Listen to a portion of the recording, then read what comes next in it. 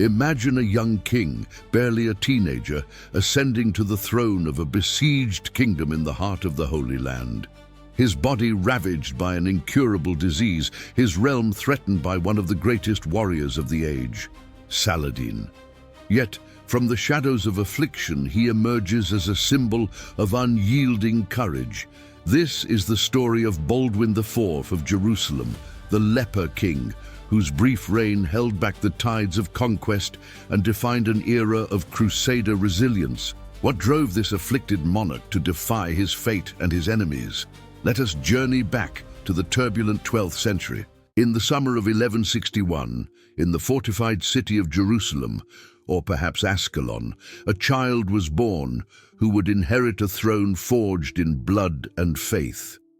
Baldwin IV was the son of King Amalric I of Jerusalem and his first wife, Agnes of Courtenay. As the first prince with both parents native to the Crusader states, Baldwin represented a new generation in this Frankish Catholic realm, surrounded by Arab Muslim territories. His early years were marked by upheaval. At just 2 years old, his parents' marriage was annulled on grounds of consanguinity, a decision driven by noble opposition to Agnes's influence. Though the children were declared legitimate, Agnes was sent away, remarrying multiple times and leaving Baldwin without a steady maternal figure. Raised in the royal court, he was educated from the age of 9 by the learned Archbishop William of Tyre, who would later become a key chronicler of the era. William noticed something alarming during play. Baldwin felt no pain when his peers pinched his right arm. This insensitivity hinted at the early signs of leprosy, a disease that would define his life. Arab physicians, including Abu Sulaiman Dawood, attempted treatments and taught him to ride horses using his knees as sensation faded in his limbs. The diagnosis was delayed, perhaps due to the stigma attached to the illness. Had it been confirmed sooner, Baldwin might have been consigned to the Order of St. Lazarus, a military order for lepers. Despite these shadows, Baldwin showed promise. Described as precocious and determined, he possessed an excellent memory and a love for history and stories. He stuttered but learned quickly, displaying an optimism that would serve him in the trials ahead. The kingdom Baldwin would inherit was a fragile outpost of Christendom. Established after the First Crusade in 1099, it relied on alliances, fortifications, and the constant influx of European knights. His father, Amalric, focused on expansion, including failed attempts to conquer Egypt. But in July 1174, Amalric succumbed to dysentery, leaving the throne to his 13-year-old son. The High Court of Jerusalem deliberated for 3 days. Aware of rumors about Baldwin's health, they nonetheless chose him unanimously. Alternatives were scarce. His half-sister Isabella was an infant, his sister Sibylla underage and unmarried, and male cousins politically unviable. On July 15, 1174, the 75th anniversary of Jerusalem's capture in the First Crusade, Baldwin was crowned in the Church of the Holy Sepulchre by Patriarch Amalric of Nesle. A regency was established until he reached the age of 15. Initially, Seneschal Miles of Plancy held power, but he was murdered in October 1174 amid court rivalries. Raymond III of Tripoli, a kinsman through Baldwin's paternal line, stepped in as regent with broad support. Baldwin, though young, chaired high court meetings, showing early signs of leadership. By 1176, as Baldwin approached his majority, the whispers about his health could no longer be ignored. Leprosy was confirmed, likely contracted in early childhood from a close contact. Scholars debate sources, with some, like Piers Mitchell, suggesting a wet nurse. The disease progressed rapidly with puberty, taking its lepromatous form, which disfigured the face and extremities. In an era when lepers were often segregated and stripped of rights, Baldwin defied convention. He remained at court, ruling without isolation. Treatments from Arab doctors continued, but the illness advanced relentlessly. He lost sensation in his limbs, and later his sight would fail. Upon turning 15 in July 1176, Baldwin assumed full kingship. He appointed his uncle Jocelyn III of Courtenay as seneschal, bringing his mother's family back into prominence. Agnes returned to court, forging a close bond with her son. Court life buzzed with alliances and marriages. Efforts to wed Sibylla began early, seeking a strong consort to bolster the throne. In 1176, she married William Longsword of Montferrat, who was granted the counties of Jaffa and Ascalon. Tragically, William died the following year from malaria, who died the following year, leaving the succession once again uncertain. Baldwin's leprosy shaped perceptions. Christian contemporaries like Pope Alexander III viewed it as divine judgment. Yet others saw sanctity in his suffering. Some contemporaries framed his condition in Christological terms, bolstered by his chastity and battlefield victories, interpreted as signs of God's favor. Muslim observers, such as Imad al-Din al-Isfahani and Ibn Jubayr, expressed surprise at his non-segregation and continued rule. Scholars today debate the disease's impact. Some argue it accelerated during puberty, while others trace it to infancy. Regardless, Baldwin's determination shone through. He prioritized the kingdom's defense, planning invasions of Egypt, though vassal reluctance often thwarted these ambitions. As his body weakened, the kingdom's vulnerabilities grew.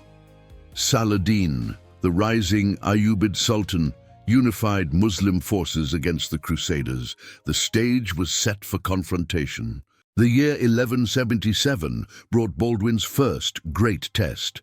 Saladin, fresh from consolidating power in Egypt and Syria, invaded the Kingdom of Jerusalem with a massive army, aiming for Ascalon. Baldwin, just 16 and already afflicted, mustered a small force of knights and rode out to meet him. On November 25th, at Montgisard near Ramla, the Crusaders achieved a stunning victory. Baldwin and Reynald of Châtillon led the charge, routing Saladin's forces. The young king fought at the forefront, his leprosy hidden beneath armor. Saladin escaped narrowly, his army decimated. Contemporaries attributed the win to divine intervention. Later, Christian chroniclers described the victory in providential terms. This triumph bolstered Baldwin's reputation. He fortified the frontiers, rejecting Saladin's bribes to abandon a key castle. Skirmishes continued. In April 1179, at Banias, Constable Humphrey II of Toron sacrificed himself to protect Baldwin from capture. In June, at Marj Ayun, the Crusaders suffered a defeat, but Baldwin escaped. Saladin pressed on, capturing and destroying the fortress of Le Chastelet at Jacob's Ford in August 1179. Baldwin responded with raids, including an attack on Damascus in 1182 and a victory at Le Fort-Belay against Saladin's siege of Bethsan. A truce in May 1180 offered brief respite, but Reynald's Red Sea raids shattered it. By 1183, Saladin besieged Kerak during Sibylla's wedding to Guy of Lusignan. Baldwin, now blind and carried in a litter, led the relief force. His mere presence lifted the siege on December 4th, with Raymond of Tripoli commanding the army. These battles showcased Baldwin's strategic acumen. He unified fractious nobles against a common foe, holding Saladin at bay.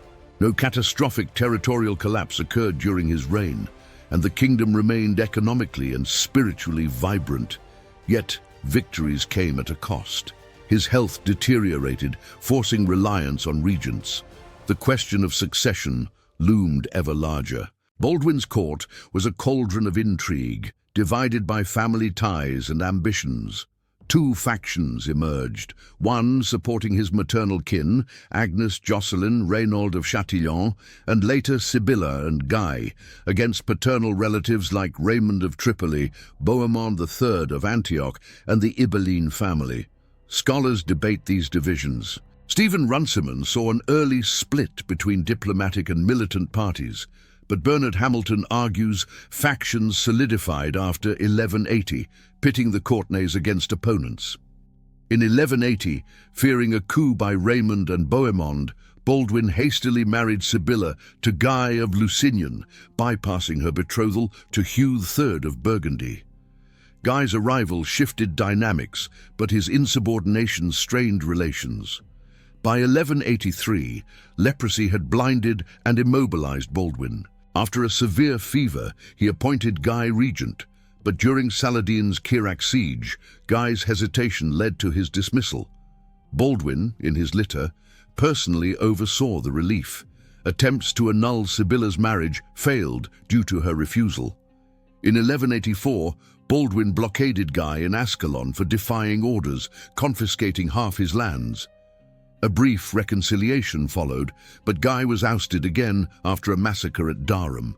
To secure the future, Baldwin crowned his nephew Baldwin IV, Sibylla's son by William, as co-king on November 20th, 1183. Raymond was appointed regent for the child, sidelining Guy. These maneuvers reflected Baldwin's pragmatism. He navigated alliances to preserve stability, even as personal betrayals mounted. In the spring of 1185, between March and May, Baldwin IV succumbed to a fever at the age of 23 or 24. He was laid to rest in the Church of the Holy Sepulchre beside his father, his body a testament to endurance amid suffering. His reign, though short, was a bulwark against collapse.